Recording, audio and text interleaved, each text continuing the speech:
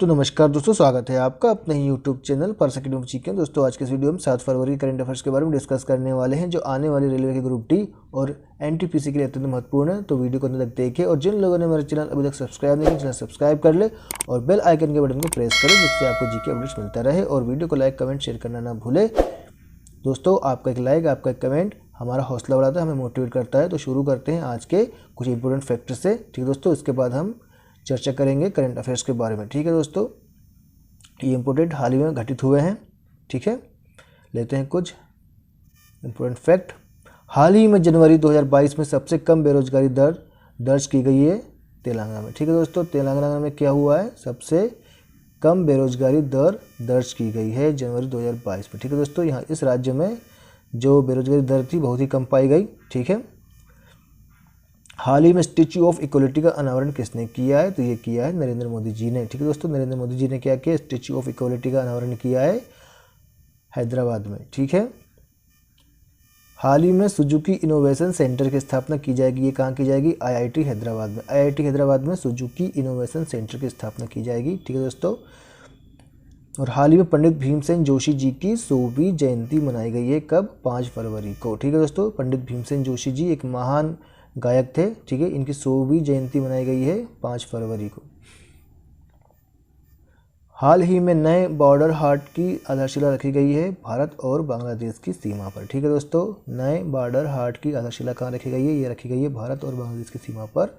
ठीक है, हाल ही में भारतीय उद्योग परिसंघ पुरस्कार से सम्मानित किया गया है कर्नाटक बैंक को। ठीक है दोस्तों, भारतीय उद्योग परिसंघ को पुरस्कार से सम्मानित किया गया है कर्नाटक बैंक को। ठीक है, ये भारतीय उद्योग परिसंघ पुरस्कार से सम्मानित किया गया कर्नाटक बैंक को। ठीक है, अमेरिका ने कैलिफोर्निया में वेंडेनबर्ग एयरफोर्स स्टेशन से एक विशेष जासूसी उपग्रह का अंतरिक्ष में सफलतापूर्वक परीक्षण किया है। उपग्रह का नाम क्या दोस्तों, NROL-87। ठीक है दोस्तों, ये एक विशेष जासूसी उपग्रह का अंतरिक्ष है दोस्तों। ठीक है, इसको सफलतापूर्वक परीक्षण किया गया है। उपग्रह का नाम क्या है, इसको याद रखिए, NROL-87। ठीक है, ये कैलिफोर्निया में वेंडेनबर्ग एयरफोर्स स्टेशन से, ठीक है ना, अंतरिक्ष में सफलतापूर्वक परीक्षण किया गया है। ठीक है, इस उपग्रह का नाम क्या है, NROL-87। ठीक है, इसको याद करके चलिए, अत्यंत महत्वपूर्ण फैक्ट है ये। टोंगा में भारत के अगले उच्चायुक्त किसे नियुक्त किया गया है, तो ये नियुक्त किया गया है कार्तिकेयन पलानीस्वामी को। ठीक है दोस्तों, टोंगा में जो भारत के अगले उच्चायुक्त कौन होंगे, तो ये होंगे कार्तिकेयन पलानीस्वामी। अब लेते हैं कुछ करंट अफेयर्स के क्वेश्चंस। हाल ही में लता मंगेशकर जी का निधन कोविड-19 की वजह से 6 फरवरी 2022 को हो गया। ठीक है दोस्तों, ये बहुत ही दुखदायी खबर है सारे संगीत प्रेमियों के लिए। उन्हें किस वर्ष भारत रत्न अवार्ड मिला था। ठीक है दोस्तों, तो उन्हें ये भारत रत्न अवार्ड कब दिया गया था, तो उन्हें दिया गया था 2001 में। ठीक है दोस्तों, ऑप्शन बी 2001, इसको याद कर लीजिए। IMP सवाल है दोस्तों, ये पेपर में पूछा जा सकता है। राष्ट्रीय शैक्षिक अनुसंधान और प्रशिक्षण केंद्र NCERT के नए निदेशक को नियुक्त किए गए हैं, तो ये किए गए हैं ऑप्शन ए दिनेश प्रसाद सकलानी। ठीक है दोस्तों, ये याद कर लीजिए, NCERT के नए निदेशक कौन है, तो ये है दिनेश प्रसाद सकलानी। ठीक है, राष्ट्रीय शैक्षिक अनुसंधान और प्रशिक्षण केंद्र NCERT के नए निदेशक दिनेश प्रसाद सकलानी जी को नियुक्त किया गया है। देते हैं कुछ फैक्ट। शिक्षा मंत्रालय ने 4 फरवरी 2022 को उन्हें NERT का नया डायरेक्टर भी बनाया है। ठीक है दोस्तों, उनका कार्यकाल 5 वर्षों का होगा। ठीक है, शिक्षा मंत्रालय ने 4 फरवरी 2022 को NERT का नया डायरेक्टर बनाया है, उनका कार्यकाल 5 वर्ष का होगा। जानते हैं NCERT के बारे में। इसकी स्थापना कब हुई थी दोस्तों, इसकी स्थापना हुई थी 27 जुलाई 1961 में। ठीक है, NCERT की स्थापना कब हुई, 27 जुलाई 1961 में। मुख्यालय इसका कहाँ पर, दिल्ली में। इसके जो पदेन अध्यक्ष होते हैं वो होते हैं शिक्षा मंत्री। ठीक है, इसका उद्देश्य क्या है, स्कूली शिक्षा से जुड़े मामलों पर केंद्र सरकार एवं प्रांतीय सरकारों को सलाह देना। ठीक है, यह भारत में स्कूली शिक्षा संबंधी सभी नीतियों पर कार्य करती है। ठीक है दोस्तों, इसकी स्थापना में मालूम चल गई है 27 जुलाई 1961, मुख्यालय दिल्ली में। इसका पदेन अध्यक्ष कौन होता है, शिक्षा मंत्री होते हैं। ठीक है, देखते हैं अगला क्वेश्चन। बीजिंग विंटर ओलंपिक 2022 में भारत के एकमात्र खिलाड़ी कौन है जिन्होंने भारतीय ध्वजवाहक की भूमिका निभाई है। ठीक है दोस्तों, बीजिंग विंटर ओलंपिक 2022 में भारत के एकमात्र खिलाड़ी कौन है जिन्होंने भारतीय ध्वज वाहक की भूमिका निभाई है? तो वो है ऑप्शन बी आरिफ मोहम्मद खान। ठीक है दोस्तों, आरिफ मोहम्मद खान जो है भारत के एकमात्र खिलाड़ी है जो भारतीय ध्वज वाहक की भूमिका निभाई है इन्होंने। ठीक है, अब लेते हैं कुछ फैक्ट। बीजिंग शीतकालीन ओलंपिक का उद्घाटन 4 फरवरी 2022 को हुआ। ठीक है दोस्तों, उद्घाटन कब हुआ इसका? 4 फरवरी 2022 को। इस ओलंपिक में एकमात्र खिलाड़ी आरिफ मोहम्मद खान ने क्वालिफाई किया है। ठीक है, भारत के लिए आरिफ मोहम्मद खान जी ने क्या किया? एकमात्र खिलाड़ी है वो, उन्होंने क्वालिफाई किया है। ओलंपिक के उद्घाटन समारोह में भारत की ओर से स्कीयर, ये स्कीयर है दोस्तों आरिफ मोहम्मद खान। ठीक है, ये ध्वजवाहक बने हैं। आरिफ विंटर ओलंपिक के इतिहास में भारत का प्रतिनिधित्व करने वाले 16वें एथलीट बने। ठीक है दोस्तों, ये 16वें एथलीट है जिन्होंने विंटर ओलंपिक में नेतृत्व किया है। ठीक है दोस्तों, ये प्रतिनिधित्व किया है, ये 16वें एथलीट है। अब जानते हैं आरिफ मोहम्मद खान के बारे में। आरिफ मोहम्मद खान जम्मू कश्मीर के रहने वाले। ठीक है दोस्तों, ये जो आरिफ मोहम्मद खान है ये जम्मू कश्मीर के रहने वाले हैं।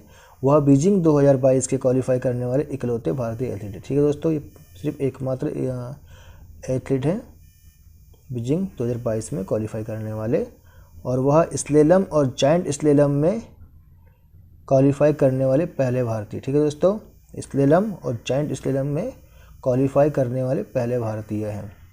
उन्होंने 2011 में दक्षिण एशियाई शीतकालीन खेलों में स्लेलम और जायंट स्लेलम की दोनों स्पर्धाओं में 2 स्वर्ण पदक हासिल किए थे। ठीक है दोस्तों, 2011 में दक्षिण एशियाई शीतकालीन खेलों में। ठीक है, तो ये आप याद रखिए ये फैक्ट। बीजिंग ओलंपिक 2022 के लिए गेम्स और इवेंट का स्ट्रक्चर। ठीक है दोस्तों, बीजिंग विंटर ओलंपिक 7 खेलों के लिए 109 इवेंट आयोजित किए जा रहे हैं। कुल 109 गोल्ड मेडल के लिए मुकाबले कराए जाएंगे। 91 देशों के 2871 एथलीट इसमें हिस्सा लेने वाले हैं। इस ओलंपिक में 1581 पुरुष और 1290 महिला एथलीट हिस्सा लेंगी। ठीक है दोस्तों, तो ये फैक्ट आप याद कर लीजिए। बीजिंग ओलंपिक विंटर ओलंपिक है ये 2022 के लिए। ठीक है, अब लेते हैं कुछ सवाल।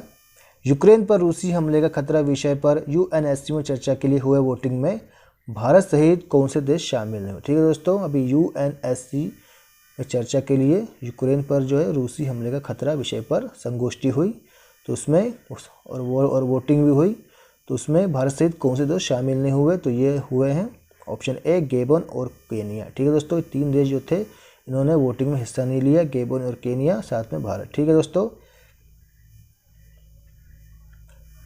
जानते हैं कुछ फैक्ट। यूएन के जो महासचिव है वो है अभी कौन? Antonio Guterres. ठीक है दोस्तों, यूएन के जो महासचिव है वो है एंटोनियो गुटेरेस।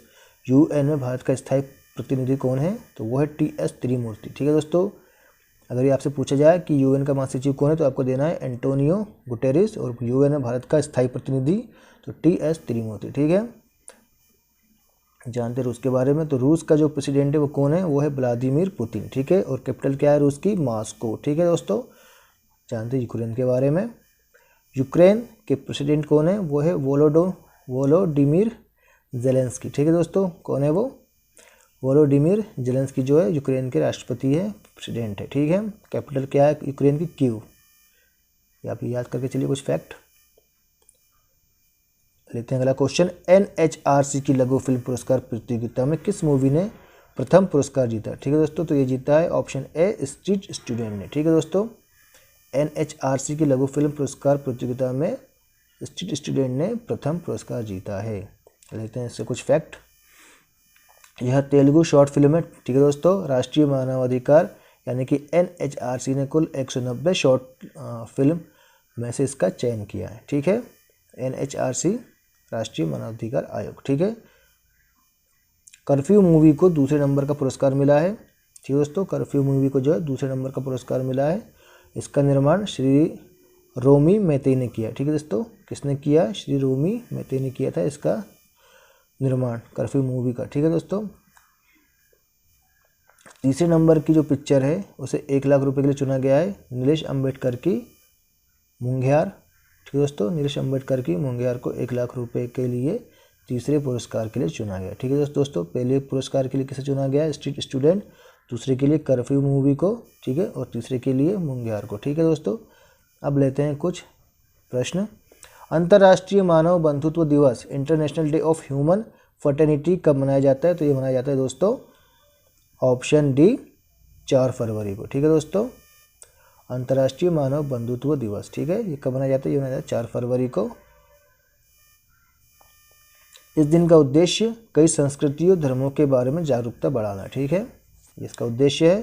संयुक्त राष्ट्र यूएन ने 4 फरवरी 2019 को आबू धाबी में पोप फ्रांसिस और शेख अहमद अल तैयब के साथ एक प्रस्ताव पर हस्ताक्षर कर इस दिवस को घोषित किया था। ठीक है दोस्तों, 4 फरवरी, ठीक है, आबू धाबी में पोप फ्रांसिस और शेख अहमद अल तैयब के साथ एक प्रस्ताव पर हस्ताक्षर कर इस दिवस को घोषित किया। ठीक है, अब इसका उद्देश्य क्या जानते हैं। इसका मकसद अंतरधार्मिक और बहुसांस्कृतिक समाज का उत्सव मनाना। ठीक है दोस्तों, ये उसका उद्देश्य है, मकसद है अंतरधार्मिक और बहुसांस्कृतिक समाज का उत्सव मनाना है। ठीक है, लेते हैं अगला क्वेश्चन।